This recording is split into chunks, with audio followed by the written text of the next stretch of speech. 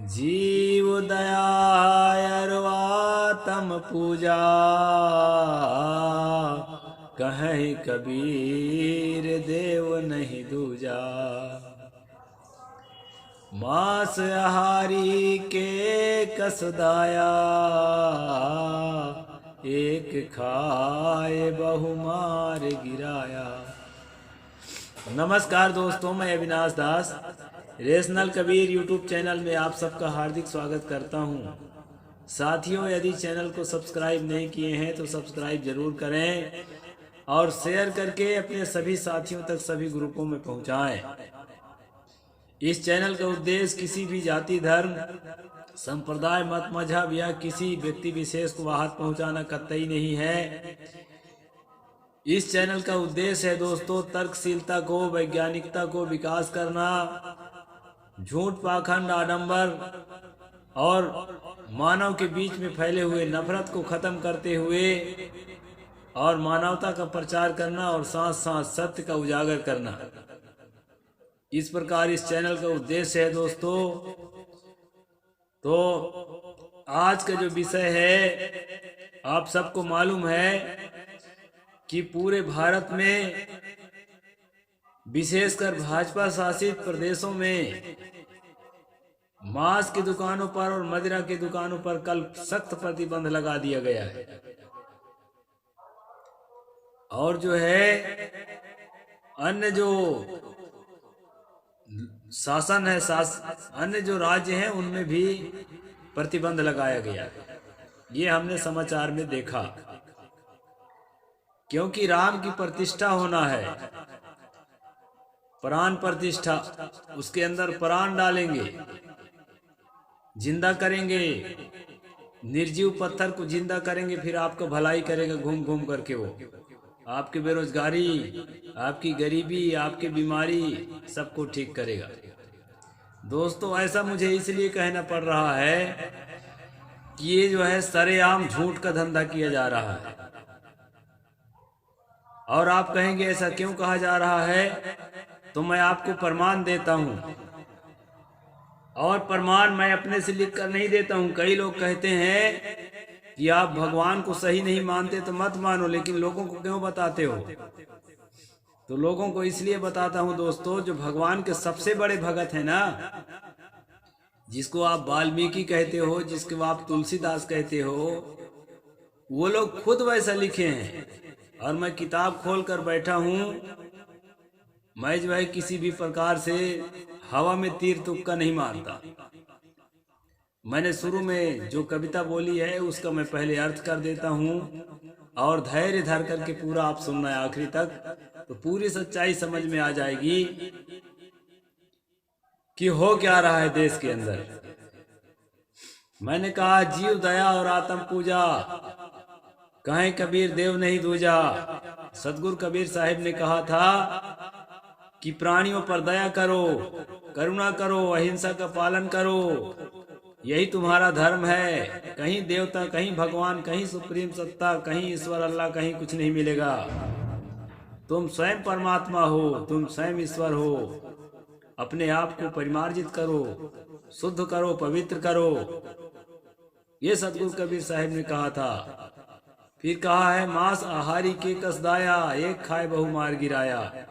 जो मांसाहारी होता है दोस्तों, उसके अंदर में दया करुणा नहीं होती है। एक पशु से पेट भरने की भी संभावना है, फिर भी कई पशुओं को मार करके गिरा देता है। और यहाँ जो है राम जन्मभूमि के जो प्राण प्रतिष्ठा है, उसमें चारों ओर मांसाहार बंद कर रहे हैं। लगता है राम को भी कबीर पंथी बनाना चाहते हैं, जबकि राम कबीर पंथी नहीं थे। क्योंकि जिस समय कहा जाता है राम थे, उस समय कबीर साहिब का पंथ ही नहीं चालू हुआ था। लेकिन ये जबरदस्ती जो है ना, ये लोग कबीर पंथियों को रिझाने के लिए राम को भी कबीर पंथी बना दिए हैं, शाकाहारी बना दिए हैं। कहते हैं वो पशुओं को नहीं मारते थे, वो मांस को नहीं खाते थे, दारू नहीं पीते थे। इसलिए उसके फंक्शन मना रहे हो, सेलिब्रेट कर रहे हो, तो आज मांस मत खाओ। मैं भी चाहता हूं कि मांस मत खाएं, मदिरा न पिएं। ये खराब चीजें हैं, जीवन के लिए अच्छी चीजें नहीं हैं। लेकिन कम से कम कबीर साहब को क्रेडिट देना चाहिए था।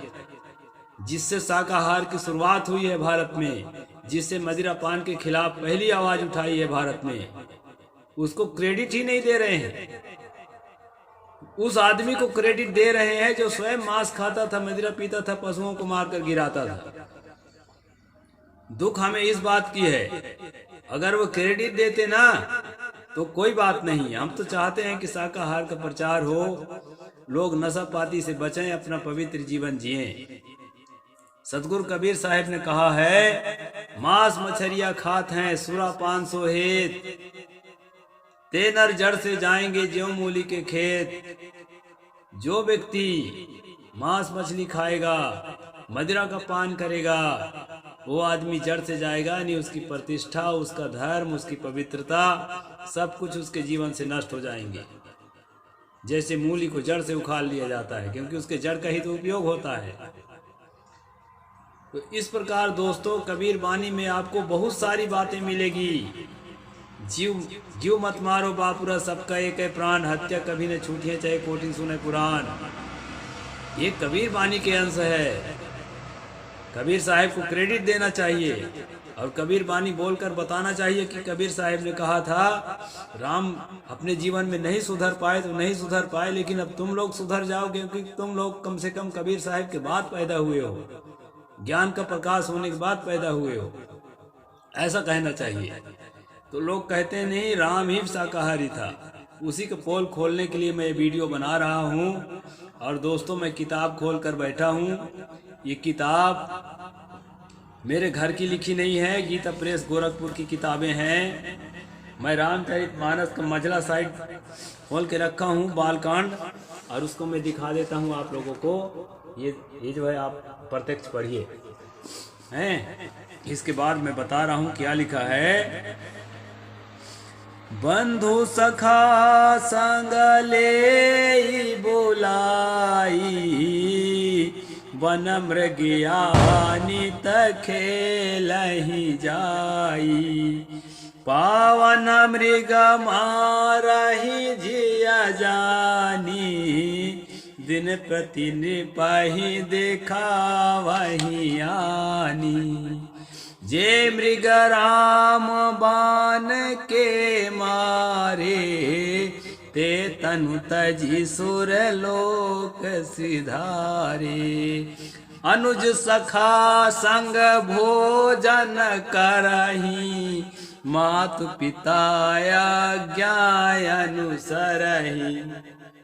ठीक है ना, ये एकदम स्पष्ट है। राम क्या करते थे, जब थोड़ा बड़ा हो गए तो वो क्या करते थे, अपने दोस्तों के साथ, अपने सखाओं के साथ, अपने भाइयों के साथ, उन सबको बुला करके जंगल जाते थे। क्या करते थे, वन मृगिया नित खेल ही जाई, जंगल के जानवरों को मार मार के गिरा देते थे। आज का संविधान होता दोस्तों तो उनको जेल जाना पड़ता, क्योंकि जंगल के पशुओं को मारना असंवैधानिक है। पावन मृग मतलब जवान जवान तंदुरुस्त, जो अच्छा साफ सुथरा दिख रहे हैं, जो कीचड़ उचड़ में नहीं लोटे हैं। पावन मृग मारही नित जानी, दिन प्रति निपहि दिखावही आनी। हर रोज जो है एक एक दो दो जानवर को मार मार के और राजा साहेब को दिखाते थे कि देखो हम इतना बढ़िया बलवान हो गए हैं, तुम्हारे बच्चे जो जानवर को मार करके आपके सामने उसका मांस लाते हैं। जे मृग राम बाण के मारे, ते तनु सुर सुरलोक सुधारे तनु तजी। एक बाण अगर राम के पड़ गए ना किसी जानवर को, तो वो तुरंत मर जाता था। सुरलोक सिधारे, किसी कोई मर जाता है ना तो उसको बोलते हैं सुरलोक सिधार गए, देवलोक चला गया। तो एक के बाण मारते थे, तहां उसका जो है काम खत्म। जय सीताराम। अनुज सखा संग भोजन करही, फिर उसको पका करके और घर में अपने अनुज के साथ, छोटे भाइयों के साथ और अपने सखाओं के साथ उसको पका कर खाते थे दोस्त। अनुज सखा संग भोजन करही, मात पिता आज्ञा अनुसारी। ये तो रहा तुलसीदास का। अब कोई कहेंगे कि तुलसीदास तो अकबर के शासनकाल में हुआ है, तो राम के बारे में क्या जानेगा, वो हनुमान से लिख दिया है। वाल्मीकि उसके जमाने में हुए थे, तो वाल्मीकि जो है सही बात बताते हैं। ऐसा भी कोई कह सकता है दोस्तों। तो ये जो है गीता प्रेस गोरखपुर का जो है आपको मैं दिखा रहा हूँ, ये वाल्मीकि रामायण। इसमें भी जो है आपको प्रत्यक्ष दिखाऊंगा कि राम और सीता दोनों मांसाहारी हैं और मदिरा भी पी रहे हैं। और कई जगह है इस किताब के अंदर, लेकिन वीडियो को शॉर्ट बनाना है तो मैं एक जगह केवल दिखाऊंगा जहां ज्यादा स्पष्ट है। दोस्तों क्या कहता है लेखक, उसको मैं आपको दिखा रहा हूं। हाँ, सीतामादाय हस्तेन मधुमैरेयकं शुचि पायसा पाययामास काकुत्स्थः सचिमिव पुरंदरः। जैसे देवराज इंद्र सची को सुरापान कराते हैं। देवराज इंद्र सची को सची नाम के एक औरत है जो देवराज इंद्र की पत्नी है। तो जिस प्रकार देवराज इंद्र अपने पत्नी सची को दारू पिलाते हैं, मदिरा पिलाते हैं, अपने हाथ में रख करके उसके मुख में डालते हैं दोस्तों, ठीक उसी प्रकार काकुस्थ भूषण श्री राम अपने हाथ में पवित्र मैरे नाम की मदिरा को लेकर के और सीता को पिला रहे हैं और अपने भी पी रहे हैं। ये है इनका पोल। ये मैं नहीं लिख रहा हूँ, ये वाल्मीकि लिख रहा है, जो उनका राम का प्रमुख भगत है। ये मैं आपको किताब दिखा सकता हूँ, आप किताब देख सकते हैं। तो आगे फिर और क्या कहते हैं देखें। अभी तो दारू भर की बात है ना, तो दारू के अलावा भी तो कुछ है, उसको भी देख लें, ज्यादा स्पष्ट हो जाएगा। मांसानि चा सुमिष्टानि फलानि विविधानि चा रामस्याभ्यवहारार्थम किंकरास्तूर्ण महारणा। सेवक गण यानी नौकर राम के भोजन के लिए वहां तुरंत ही राजोचित भोग पदार्थ, भांति भांति की रसोई तथा नाना प्रकार के फल लेकर आए। यहाँ टीकाकार जो है ना बदमाशी किया है। यहाँ शुद्ध शब्दों में मांसानि लिखा है। मांसानि का अर्थ होता है बहुत प्रकार के मांस। जो 6वीं कक्षा तक भी संस्कृत पढ़ा होगा ना, वो भी जो है इसका अर्थ सही निकाल सकता है। यहाँ छिपाने का कोशिश किया गया है, वो भी बता देता हूँ। मांसानी का मतलब होता है मांस, मांस का बहुवचन है मांसानी।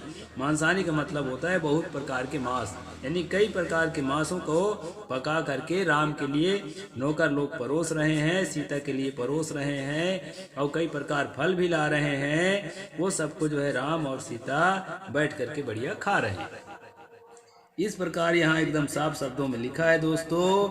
उपानित राजन मौज मस्ती भी करते थे। यहाँ भक्ति वाले जो है ना मौज मस्ती करने से रोकते हैं, मौज मस्ती भी करते थे। कैसे करते थे?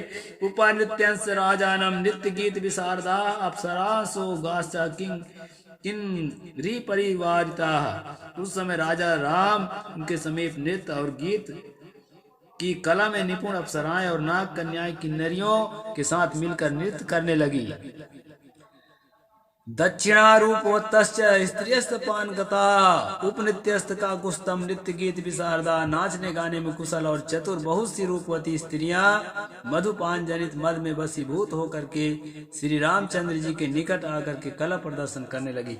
यहाँ एक बात और बता देता हूँ दोस्तों, ये जो है ना श्लोक नंबर 20 में और जो श्लोक नंबर 18 है, श्लोक नंबर 18 में जहाँ दारू की बात लिखा है साफ शब्द मधुमैरेयकम, इसका अर्थ जो है टीकाकार ने लिखा है पवित्र पेय मधु।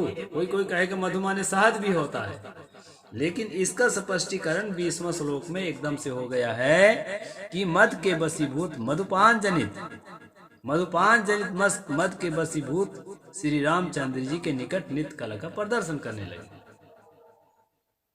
एकदम स्पष्ट है कि यहाँ मधु का अर्थ दारू ही है और मैरे का अर्थ जो है स्पेशल दारू, यदि आज के भाषा में कहें तो जो है क्या क्या विस्की और क्या क्या होता है भाई हम तो बहुत नहीं जानते, लेकिन स्पेशल दारू होता है। मैरे का मतलब ऐसा हमने अभी तक शब्दकोश में पढ़ा है।